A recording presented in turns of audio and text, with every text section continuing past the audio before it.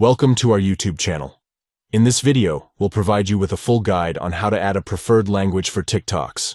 If you want to customize the language of the content you see on TikTok, we've got you covered. Let's dive into the step-by-step process. Step 1. Open TikTok on your device and ensure that you're logged in to your TikTok account. Step 2. Tap on Profile from the bottom drawer. This will take you to your TikTok profile page. Step 3. In the top right corner, you'll see 3 stacked lines.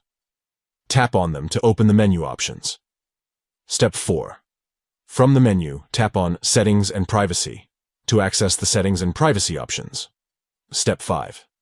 Within the settings and privacy options, locate and tap on Content Preferences.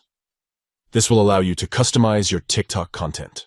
Step 6. Within the Content Preferences, tap on Video Languages. Then, tap on Add Language to add your preferred language. Step 7. A list of available languages will appear. Tap on the language that you want to add as your preferred language. Once selected, tap on the checkmark icon to confirm and add the language. By following these simple steps, you can easily add a preferred language for TikToks, ensuring that you see the content in the language of your choice. Thank you for watching, and enjoy exploring TikTok in your preferred language.